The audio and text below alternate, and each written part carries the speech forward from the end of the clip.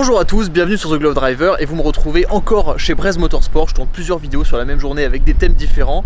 Mais aujourd'hui je voulais vous présenter quelque chose que Maxime a un peu montré sur son Instagram, mais en réalité pas tant que ça. J'avais vraiment envie de vous la présenter en direct, en vidéo. Maxime il a toujours fait énormément de courses, il a roulé énormément sur le Nürburgring, il a participé à pas mal de championnats et autrefois il y a encore quelques mois il avait une M4 qu'il avait acheté à la base neuve dans une concession, une M4 de route qu'il avait complètement préparée pour faire de la piste. Mais c'était vraiment une préparation de malade quoi, parce que Maxime il sait vraiment bien préparer des voitures et il a voulu passer à plus gros, il a voulu en fait se tourner un peu vers les Porsche parce que Brez Motorsport est spécialiste BMW, est connu pour ça, mais il a voulu et veut de plus en plus se tourner vers une clientèle de Porsche. Donc il a acheté une 991 Cup pour une GT3 Cup pour faire de la piste, faire des track days. Et aujourd'hui je vais vous la présenter parce que c'est une voiture qui est assez impressionnante et c'est pas tous les jours qu'on en voit avec des décos aussi sympas. Et je vais aussi vous parler des projets de Porsche qu'il a en ce moment dans le garage. Donc voilà, j'espère que ça va vous plaire.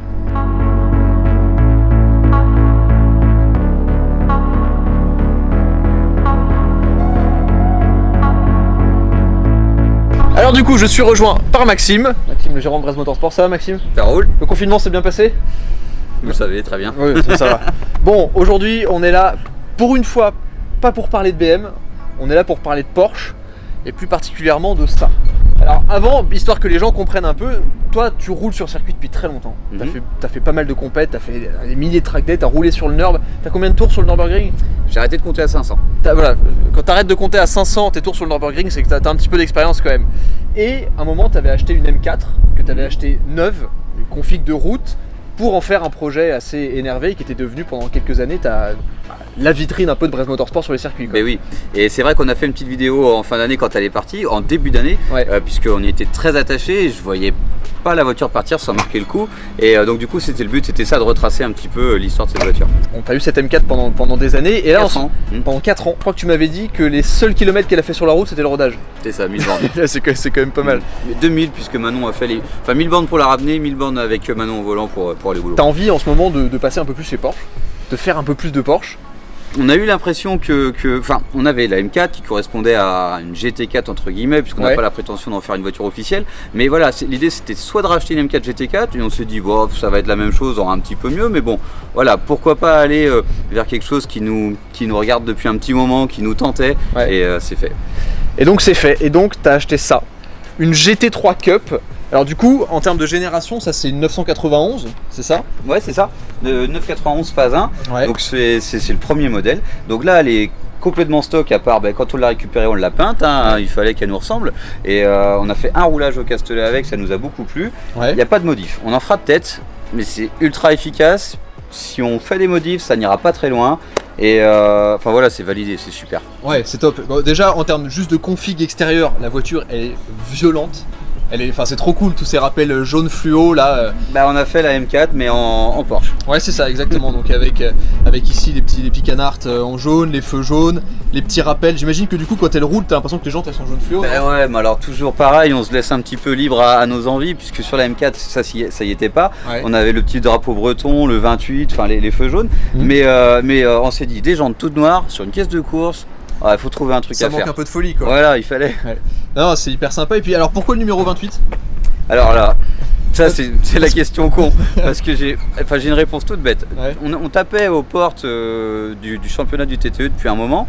Et puis on n'y arrivait pas. La voiture n'était pas homologuée. Un jour je croise au Nürb un mec qui pilotait déjà et qui courait sur le TTE en France et qui me dit je t'inscris. Alors là banco, je dis bah vas-y tu m'inscris. Donc ça s'est fait vraiment à la dernière minute au feeling. Et il m'a dit t'es inscrit, 28 ça te va. Feu. Ok. Et du coup c'est resté. Et moi, le détail que je préfère vraiment, t'as le Brez Motorsport ici sur l'aileron, t'as le drapeau breton, mais surtout, indispensable, t'as l'énorme Kenavo qui veut dire au revoir en breton. Pour ceux qui savent pas, et c'est plutôt rigolo de l'avoir à l'arrière de la voiture. Histoire de dire, essayez de nous suivre quoi. Voilà, c'est ça, il fallait qu'on chambre un petit peu, mais dans l'esprit breton pour que ce soit identitaire à nos gens de notre coin aussi qui aiment bien leur région. Ouais, non, je trouve que c'est hyper sympa. Et du coup, en termes de caractéristiques techniques, qu'est-ce que c'est comme voiture? Parce que c'est une voiture qui part d'une base de GT3 de route ou ça a vraiment rien à voir? C'est particulier parce que c'est vraiment, moi je connaissais pas bien ces véhicules, j'apprends à les connaître et ce qui est marrant aussi avec la Targa à côté et puis les véhicules qu'on fait en parallèle de cette Porsche, qu'on va montrer après. On commence à découvrir un petit peu la gamme et en fait donc c'est une 991 phase 1, donc techniquement la coque elle est ni plus large ni vraiment différente d'une 991 de route, simplement l'arceau qui est soudé à l'intérieur. On a un pare-choc spécifique à l'avant, on a 2-3 détails, l'aileron qui est énorme, le capot c'est un capot acier mais avec des fermetures de course. On est quand même à une ventilation, enfin voilà. On voit à l'intérieur qu'il y a des pièces qui sont d'origine Porsche, genre le pédalier, la trappe d'ouverture d'essence, il y a plein de pièces qui sont de voitures de route, les rétroviseurs, ce genre de choses quoi. Alors elle a un côté caisse un petit peu stock, donc ça fait penser à la M4 qu'on avait, et là où elle n'est plus du tout, c'est la boîte de vitesse séquentielle. C'est la grosse différence avec n'importe quelle autre voiture de circuit comme j'ai pu avoir, cette boîte séquentielle qui est vraiment très rapide, qui rend la voiture très efficace, et mis à part ça, le moteur c'est un moteur de 997 dans ces générations là, les phases 1, on a encore le moteur de la 997. Et donc ça développe combien de chevaux pour combien de kilos? 375 environ, le couple je l'ai même pas en tête. 375 chevaux, c'est 475. 475, ça me paraissait pas beaucoup. Ah oui, c'est peu. 475, soit la puissance de la GT3 991 phase 1 en fait, de route. Donc c'est assez sympa. Et donc, qui n'a pas le même moteur d'ailleurs. Qui en plus n'a pas le même moteur. Mais du coup c'était pour le truc rigolo. Donc on a des vitres, c'est du Lexan, c'est ça? Voilà, c'est des vitres en Lexan. On a les portes en carbone qui sont belles d'ailleurs. Là on voit que c'est Porsche qui a fait. Joli. Et on s'en rend pas compte, on peut pas montrer à la caméra la légèreté, mais la porte tu la bouges à un doigt quoi, c'est top. Faut pas qu'il y ait trop de vent. C'est ça, faut pas qu'il y ait la preuve, tu vois, c'est une feuille de papier.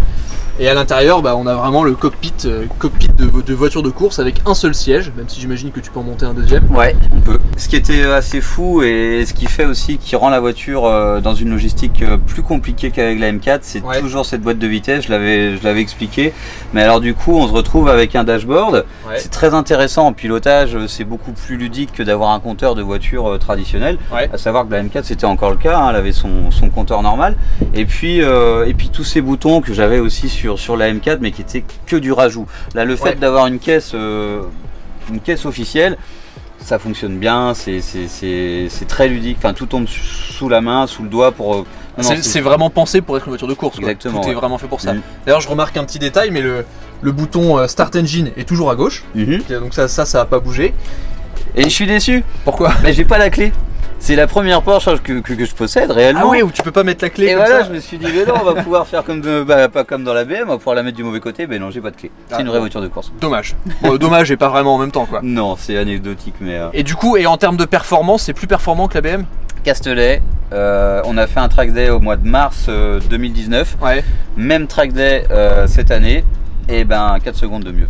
Oui, quand même. Avec une voiture que je connaissais pas, qui est pas réglée, enfin qui est réglée mais qui est réglée en setup basique. Et voilà, on s'est dit sur cette journée, on pensait déjà à quelques évos, des réglages. Je pense à des évos moteurs puisqu'on sait qu'on peut faire quelques trucs pour gagner quelques chevaux, mais 4 secondes quoi. Donc, 4 secondes c'est beaucoup. Ah ouais, c'est énorme. Et encore, sans beaucoup d'expérience avec la voiture, sans les réglages comme toi tu sais les faire, etc. Des pneus d'occasion, c'est vraiment... et puis on est sur une caisse de base, il y a quelques options qui peuvent être apportées, des suspensions. Le moteur, on a des idées, donc on peut gagner un peu plus de puissance. Et sur cette journée au Castellet, j'ai eu l'opportunité de croiser une génération 2, donc la même voiture mais en phase 2, elle m'a déposé.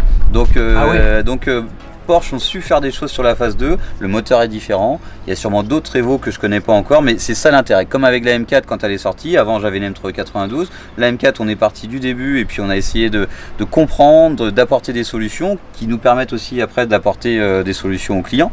Et là on va faire pareil.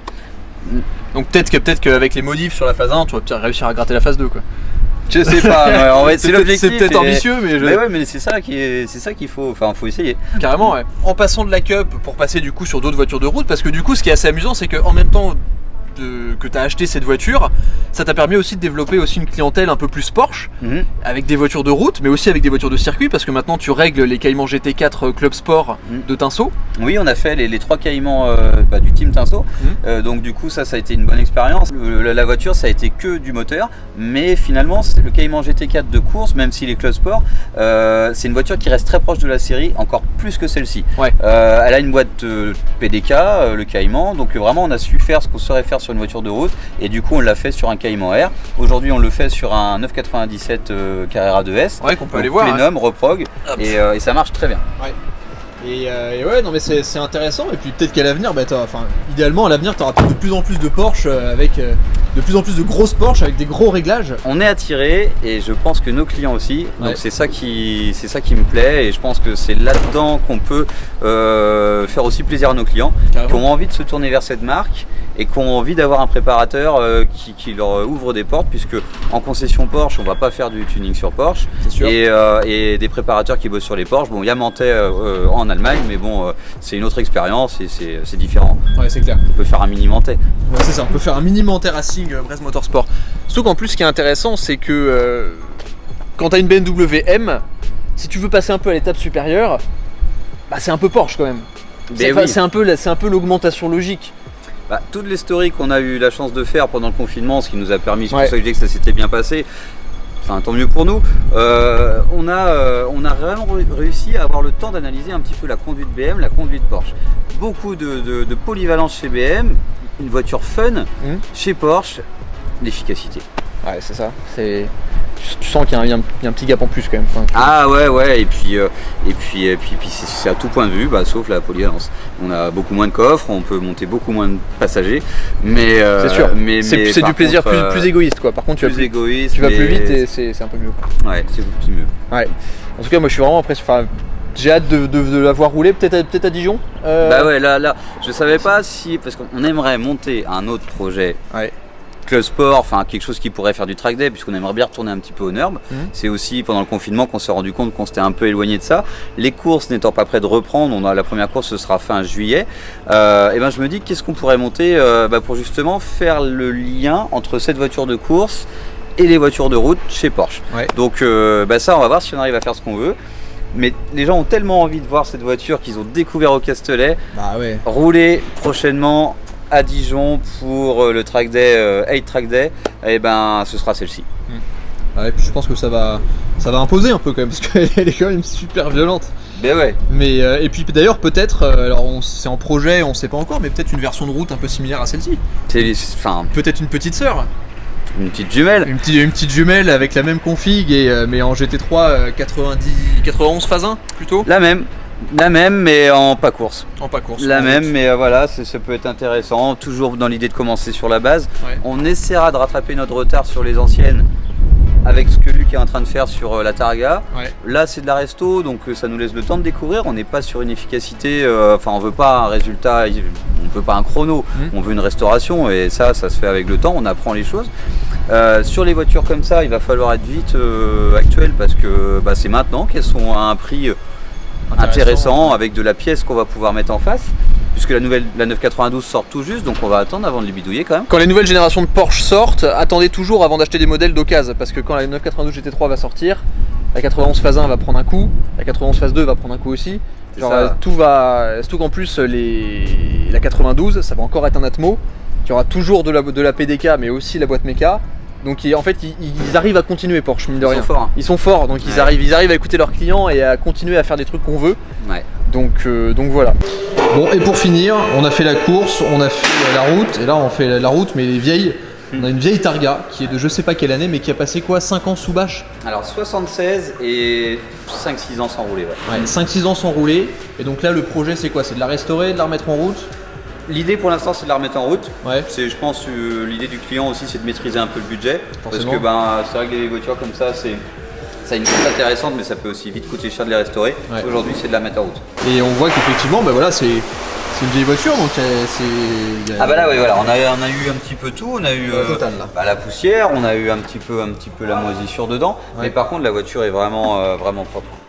Elle est propre mais elle est sale, mais ça va. On se comprend. Quand on regarde, en plus l'intérieur est hyper joli parce que c'est un espèce d'intérieur marron. D'ailleurs, elle est verte et marron beige. Config est bonne. Une petite 911 très sympa qui, je pense qu'une fois qu'elle sera toute bien refaite, sera vraiment cool. On la laisse dans son jus parce que ça donne un petit côté sortie de grange, restauration. Bah là oui, elle est vraiment sortie de grange. Et on veut que tout fonctionne correctement et après peut-être à nous l'honneur de la laver ou au propriétaire, puisque c'est presque un peu ça, quand on lui la rendra, elle roulera, il n'aura plus qu'à faire ce gros nettoyage. La nouvelle orientation Porsche de Brest Motorsport, un peu, ouais. on peut dire, qui on l'espère va grandir. Et puis moi j'ai vraiment envie de voir rouler cette Cup. Ah oui. Et mais limite si t'as le temps monte un deuxième baquet et comme ça je vais en passager, tu vois. Je suis très égoïste, mais c'est pour ça que j'ai envie de monter ça sur jumelle pour peut-être même prendre le volant. Pourquoi pas. moi je suis pas contre, tu vois, c'est une petite GT3 91 phase 1 réglée Brest Motorsport avec un look comme ça. C'est bien. Merci Maxime pour ton accueil comme d'habitude. Et puis n'hésitez pas à suivre Brest Motorsport sur Instagram, parce que si vous n'avez pas encore suivi Brest Motorsport sur Instagram, Maxime il fait des stories tous les jours maintenant. On sait tout ce qui se passe dans le garage et c'est trop bien. Moi je suis devenu addict à ces stories. Et donc voilà. Donc si la vidéo vous a plu, n'hésitez pas à mettre un like, à vous abonner forcément. Et je vous dis à très vite sur The Glove Driver pour de prochaines vidéos. Et voilà. Maintenant on va les rouler parce qu'avant on pouvait plus. Petit tour de 9,97. Ah, petit tour de 9,97.